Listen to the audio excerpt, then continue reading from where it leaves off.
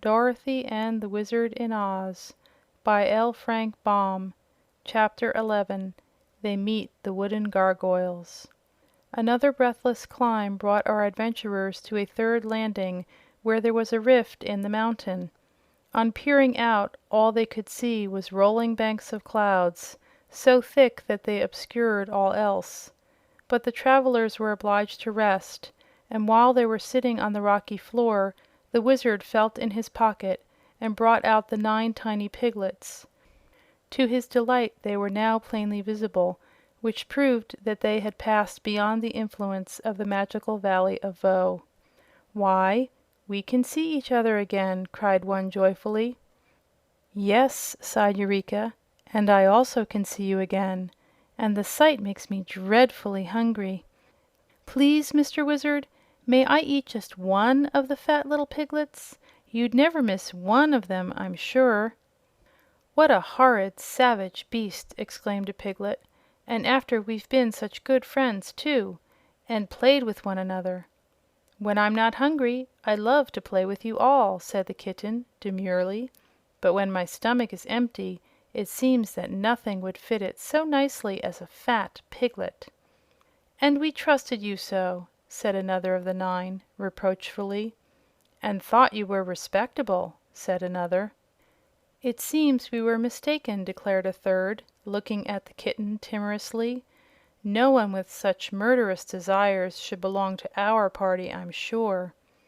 "You see, Eureka," remarked Dorothy, reprovingly, "you are making yourself disliked. There are certain things proper for a kitten to eat, but I never heard of a kitten eating a pig under any circumstances." "Did you ever see such little pigs before?" asked the kitten. "They are no bigger than mice, and I'm sure mice are proper for me to eat." "It isn't the bigness, dear, it's the variety," replied the girl. "These are Mr. Wizard's pets, just as you are my pet, and it wouldn't be any more proper for you to eat them than it would be for Jim to eat you. And that's just what I shall do if you don't let those little balls of pork alone," said Jim, glaring at the kitten with his round, big eyes. "If you injure any one of them, I'll chew you up instantly."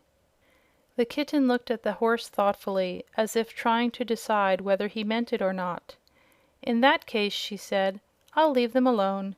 You haven't many teeth left, Jim, but the few you have are sharp enough to make me shudder. So the piglets will be perfectly safe hereafter, as far as I'm concerned." "That is right, Eureka," remarked the Wizard earnestly. "Let us all be a happy family and love one another." Eureka yawned and stretched herself. "I've always loved the piglets," she said, "but they don't love me." "No one can love a person he's afraid of," asserted Dorothy. "If you behave and don't scare the little pigs, I'm sure they'll grow very fond of you." The Wizard now put the 9 tiny ones back into his pocket, and the journey was resumed. "We must be pretty near the top now," said the boy as they climbed wearily up the dark, winding stairway. "The country of the Gurgles can't be far from the top of the earth," remarked Dorothy. "It isn't very nice down here. I'd like to get home again, I'm sure." No one replied to this because they found they needed all their breath for the climb. The stairs had become narrower, and Zeb and the Wizard often had to help Jim pull the buggy from one step to another or keep it from jamming against the rocky walls. At last, however, a dim light appeared ahead of them, which grew clearer and stronger as they advanced.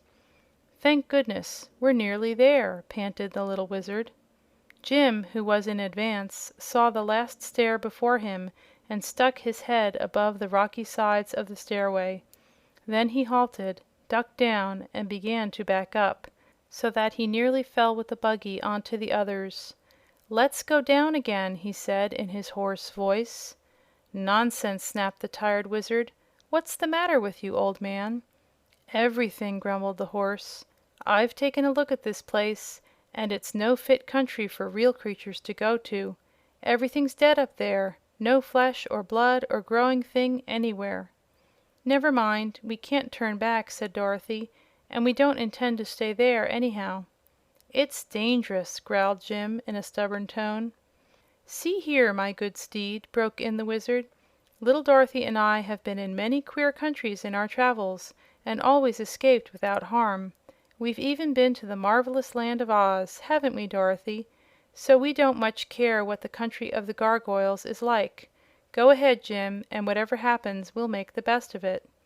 "All right," answered the horse. "This is your excursion and not mine, so if you get into trouble, don't blame me." With this speech he bent forward and dragged the buggy up the remaining steps. The others followed, and soon they were all standing upon a broad platform and gazing at the most curious and startling sight their eyes had ever beheld. "The country of the Gargoyles is all wooden!" exclaimed Zeb, and so it was. The ground was sawdust, and the pebbles scattered around were hard knots from trees, worn smooth in course of time. There were odd wooden houses, with carved wooden flowers in the front yards. The tree trunks were of coarse wood, but the leaves of the trees were shavings. The patches of grass were splinters of wood, and where neither grass nor sawdust showed was a solid wood flooring.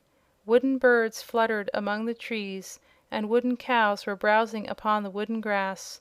But the most amazing things of all were the wooden people, the creatures known as Gargoyles. These were very numerous, for the place was thickly inhabited, and a large group of the queer people clustered near, gazing sharply upon the strangers who had emerged from the long spiral stairway. The Gargoyles were very small of stature, being less than 3 feet in height. Their bodies were round, their legs short and thick, and their arms extraordinarily long and stout. Their heads were too big for their bodies, and their faces were decidedly ugly to look upon.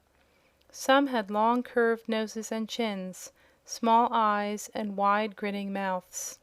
Others had flat noses, protruding eyes, and ears that were shaped like those of an elephant. There were many types, indeed, scarcely two being alike, but all were equally disagreeable in appearance. The tops of their heads had no hair, but were carved into a variety of fantastic shapes, some having a row of points or balls around the top, others designs resembling flowers or vegetables, and still others having squares that looked like waffles cut criss-cross on their heads. They all wore short wooden wings, which were fastened to their wooden bodies by means of wooden hinges with wooden screws, and with these wings they flew swiftly and noiselessly here and there, their legs being of little use to them. This noiseless motion was one of the most peculiar things about the Gargoyles. They made no sounds at all, either in flying or trying to speak, and they conversed mainly by means of quick signals made with their wooden fingers or lips. Neither was there any sound to be heard anywhere throughout the wooden country. The birds did not sing, nor did the cows moo, yet there was more than ordinary activity everywhere. The group of these queer creatures which was discovered clustered near the stairs at first remained staring and motionless, glaring with evil eyes at the intruders who had so suddenly appeared in their land. In turn, the Wizard and the children, the horse and the kitten, examined the Gargoyles with the same silent attention. "There's going to be trouble, I'm sure," remarked the horse. "Unhitch those tugs, Zeb, and set me free from the buggy so I can fight comfortably." "Jim's right," sighed the Wizard. "There's going to be trouble, and my sword isn't stout enough to cut up those wooden bodies, so I shall have to get out my revolvers." He got his satchel from the buggy and, opening it, took out 2 deadly-looking revolvers that made the children shrink back in alarm just to look at. "What harm can the Gurgles do?" asked Dorothy. "They have no weapons to hurt us with." "Each of their arms is a wooden club," answered the little man, "and I'm sure the creatures mean mischief by the looks of their eyes. Even these revolvers can merely succeed in damaging a few of their wooden bodies, and after that we will be at their mercy." "But why fight at all, in that case?" asked the girl. "So I may die with a clear conscience," returned the Wizard gravely. "It's every man's duty to do the best he knows how, and I'm going to do it." "Wish I had an axe," said Zeb, who by now had unhitched the horse. "If we had known we were coming, we might have brought along several other useful things," responded the Wizard. "But we dropped into this adventure rather unexpectedly." The Gargoyles had backed away a distance when they heard the sound of talking, for although our friends had spoken in low tones, their words seemed loud in the silence surrounding them. But as soon as the conversation ceased, the grinning, ugly creatures arose in a flock and flew swiftly toward the strangers, their long arms stretched out before them like the bowsprits of a fleet of sailboats. The horse had especially attracted their notice because it was the biggest and strangest creature they had ever seen, so it became the center of their first attack. But Jim was ready for them, and when he saw them coming he turned his heels toward them and began kicking out as hard as he could. Crack, crash, bang went his iron-shod hoofs against the wooden bodies of the gargoyles, and they were battered right and left with such force that they scattered like straws in the wind. But the noise and clatter seemed as dreadful to them as Jim's heels, for all who were able swiftly turned and flew away to a great distance. The others picked themselves up from the ground, one by one, and quickly rejoined their fellows, so for a moment the horse thought he had won the fight with ease. But the Wizard was not so confident. "Those wooden things are impossible to hurt," he said, "and all the damage Jim has done to them is to knock a few splinters from their noses and ears. That cannot make them look any uglier, I'm sure, and it is my opinion they will soon renew the attack." "What made them fly away?" asked Dorothy. "The noise, of course. Don't you remember how the champion escaped them by shouting his battle cry?" "Suppose we escape down the stairs, too," suggested the boy. "We have time just now, and I'd rather face the invisible bears than those wooden imps." "No," returned Dorothy stoutly. "It won't do to go back, for then we would never get home. Let's fight it out." "That is what I advise," said the Wizard. "They haven't defeated us yet, and Jim is worth a whole army." But the gargoyles were clever enough not to attack the horse the next time. They advanced in a great swarm, having been joined by many more of their kind, and they flew straight over Jim's head to where the others were standing. The Wizard raised one of his revolvers and fired into the throng of his enemies, and the shot resounded like a clap of thunder in that silent place. Some of the wooden beings fell flat upon the ground, where they quivered and trembled in every limb, but most of them managed to wheel and escape again to a distance. Zeb ran and picked up one of the gargoyles that lay nearest to him. The top of its head was carved into a crown, and the Wizard's bullet had struck it exactly in the left eye, which was a hard wooden knot. Half of the bullet stuck in the wood and half stuck out, so it had been the jar and the sudden noise that had knocked the creature down, more than the fact that it was really hurt. Before this crowned gargoyle had recovered himself, Zeb had wound a strap several times around its body, confining its wings and arms so that it could not move. Then, having tied the wooden creature securely, the boy buckled the strap and tossed his prisoner into the buggy. By that time the others had all retired. End of chapter 11.